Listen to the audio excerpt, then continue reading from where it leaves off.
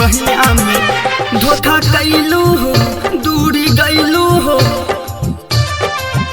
दूरी गैलू हो, धोखा कैलू हो, दूरी गैलू हो, तोर पे दिल गोरी ऐसे तू दाना साजा हो। बहिया में एक बेरी आजा आजा हो, तू बहिया में एक बेरी आजा आजा हो। धोखा कैलू हो, दूरी गैलू हो, ऐसे तू दाना साजा हो। बहिया में एक बेरी आजा आजा हो, तू बहिया में एक बेरी आजा आजा हो।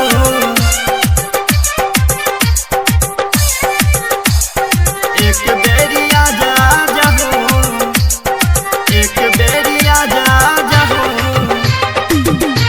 तू बहिया में काहे हमके रोबावेलू, काहे तरबावेलू, खाली तोहरे के चाहेनी ऐसे इतना रोबावेलू। तू बहिया में एक बेरी आजा आजा हो, काहे हमके रोबावेलू, काहे तरबावेलू, खाली तोहरे के चाहेनी ऐसे इतना रोबावेलू। प्यार करेलू हम पे मारेलू, तू एक बार बतिया बता जा हो। बहिया में एक बेरी आजा आजा हो, तू बहिया में एक बेरी आजा आजा हो। धोखा कैलू हो, दूरी गैलू हो, ऐसे तू दाना साजा हो। बहिया में एक बेरी आजा आजा हो, तू बहिया में एक बेरी आजा आजा हो।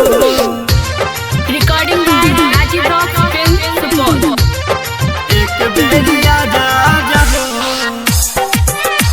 तू बहिया में एक बेरी आजा आजा हो। भइल मुश्किल बाजी ना हो, सुना धर के लासी ना हो, लागे डर बड़ी हमरा के हो जा दूसरे के कहीं ना हो। तू बहिया में एक बेरी आजा आजा हो। भइल मुश्किल बाजी ना हो, सुना धर के लासी ना हो, लागे डर बड़ी हमरा के हो जा दूसरे के कहीं ना हो।